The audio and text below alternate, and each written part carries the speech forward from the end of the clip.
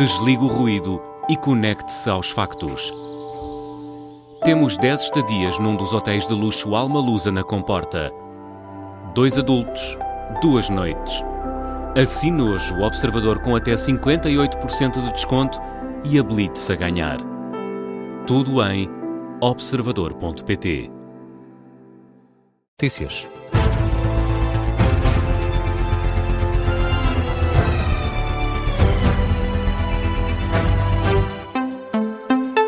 Jornal das 4 com o Miguel Videira. Miguel, já vamos saber o que disseram Luís Montenegro e Lula da Silva no final de um encontro na residência oficial do Primeiro-Ministro. Mas começamos este jornal com um anúncio do Ministro da Administração Interna no Parlamento. Luís Neves quer garantir que passam a entrar mais agentes na PSP do que aqueles que saem. Esta é a solução para chegar a um saldo positivo. A PSP vai ter 2 cursos no mesmo ano. A nossa previsão é também voltámos a ter um saldo positivo pela primeira vez em mais de década e meia entre entradas e saídas. Não é fácil, como todos sabemos, nem quero dourar, desculpe a expressão, a pílula, mas só o facto de haver 2 cursos num só ano já representa uma mobilitação acrescida. No próximo dia 29 de maio, finalização quase 600 elementos o curso e em final de dezembro esperamos ter cerca de 800 a finalizarem o mesmo curso. Anúncio feito durante a audição de Luís Neves na Comissão de Assuntos Constitucionais, Direitos, Liberdades e Garantias. É a primeira audição do novo Ministro no Parlamento. Luís Neves revelou também que vão ser retomadas as negociações com as associações sindicais da PSP e da GNR. Anunciamos desde já que iremos muito brevemente voltar a sentar-nos à mesa das negociações com as estruturas representativas, dando continuidade ao processo de diálogo que iniciamos. Apresentaremos as nossas propostas de solução, tendo em conta as reivindicações que nos foram transmitidas nas reuniões que tive já o prazer e a honra de ter com cada uma destas estruturas. Foram 6 por parte da Guarda Nacional Republicana e 7 por parte da PSP. As revelações feitas pelo Ministro da Administração Interna há instantes no Parlamento, Luís Neves continua a ser ouvido.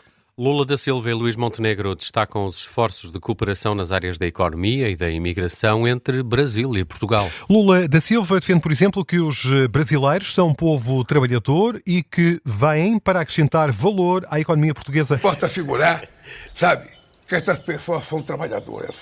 E posso assegurar que eles vão orgulhar o carinho que vocês de Portugal estão dando a eles. No mais, eu queria, primeiro-ministro, lhe dizer o seguinte: muito obrigado pelo carinho. O agradecimento de Lula da Silva nesta declaração conjunta em São Bento, na residência oficial do Primeiro-Ministro. O presidente brasileiro defendeu também uma maior cooperação a nível económico e promete mais empresas brasileiras em Portugal. Agora que Portugal ajudou o Brasil a fazer o acordo União Europeia-Mercosul, agora sim nós conseguimos dizer alto e bom som que Portugal pode ser a grande porta da entrada dos interesses empresariais brasileiros aqui em Portugal. O objetivo traçado pelo presidente brasileiro, Luís Montenegro, também fez uso da palavra e para destacar a integração da comunidade brasileira aqui em Portugal, define-a como impecável. Nunca como hoje houve uma comunidade brasileira tão expressiva a viver em Portugal. Às vezes, na comunicação social tem-se dado eco a algum adulterar daquilo que é uma relação que tem corrido de forma global muitíssimo bem. Os brasileiros que procuram Portugal, que neste momento são mais de 500 mil, têm vindo para trabalhar, para desenvolver os seus projetos de vida e têm tido uma integração social e económica absolutamente impecável. O Primeiro-Ministro dá conta ainda que o governo português já resolveu mais de 235 mil processos de cidadãos brasileiros.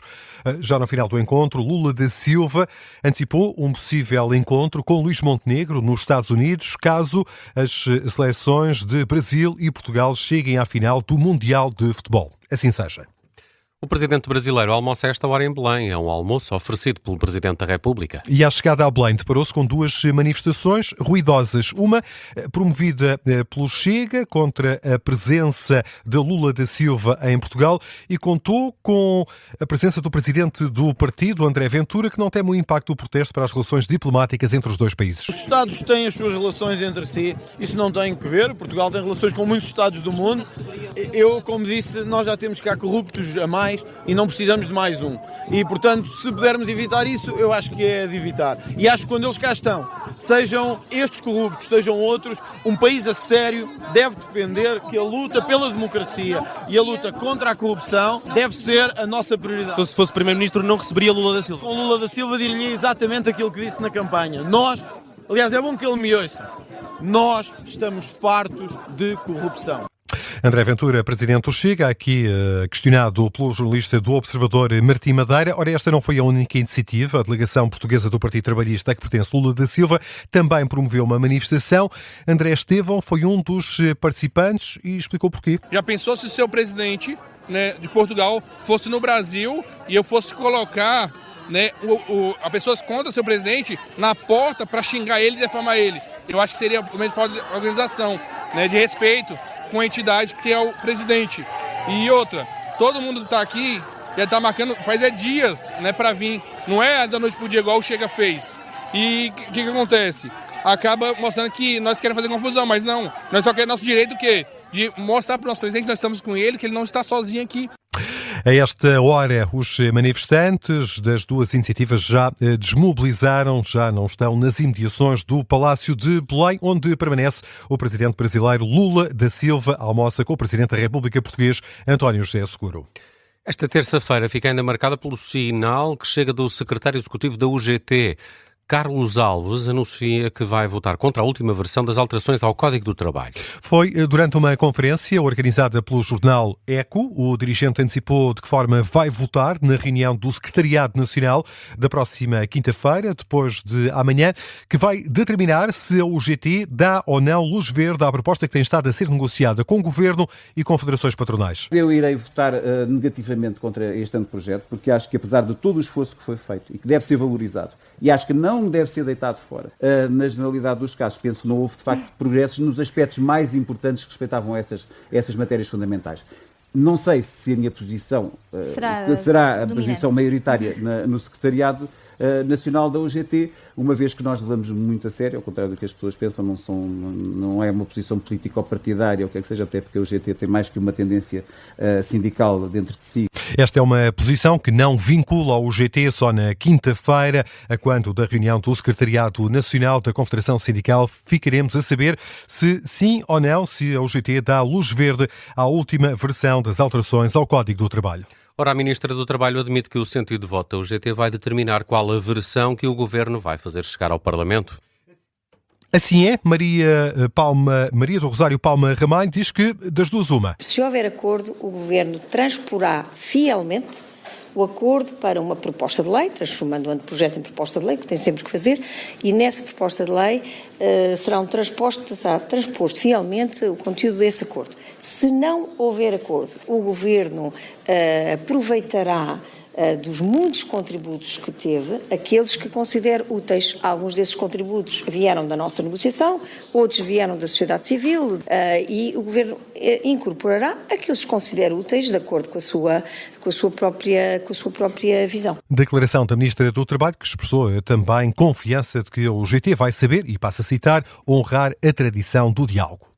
Rui Borges e Francesco Farioli fizeram a antevisão do clássico de amanhã para a Taça de Portugal. Segunda mão das meias finais. No primeiro jogo em Alvalade, o Sporting venceu por 1-0. O treinador do Porto, Francesco Farioli, conta com a ajuda do público para dar a volta à eliminatória. For sure is a big game against a very strong opponent, as I always said. De certeza que vai ser um grande jogo contra um adversário muito forte. Jogar em casa com os nossos adeptos será um fator importante. Internamente há a crença de que podemos dar a volta ao resultado negativo de Alvalade. that we can perform at the highest level and that we can overturn the result of Alvalade. É essa a convicção de Francesco Farioli. Zaidu está fora por lesão, mas há um regresso. O lateral direito Martim Fernandes já recuperou.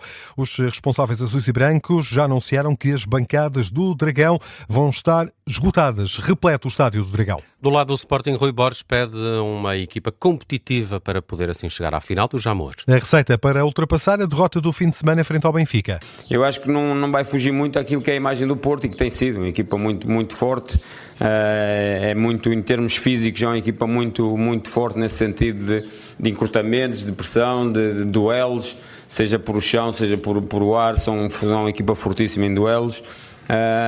Torna o jogo muito competitivo, por isso acho que vai ser um jogo competitivo, bastante competitivo, um Porto à sua imagem e um Sporting à sua imagem também, por isso acima de tudo duas equipas que vão querer ganhar e que vão querer muito estar na final da taça. Rui Borges, treinador dos Leões na divisão da partida de amanhã frente ao Porto. O técnico do Sporting não vai poder contar com os lesionados Ivan Fresneda e João Simões. Juntam-se Fotis Ioannidis e Nuno Santos. A bola começa a rolar às 8h45. E há a emissão especial de desporto na Rádio Observador para acompanhar esta partida a partir das 8 da noite. Vamos ainda a outras notícias em destaque a esta hora, Miguel.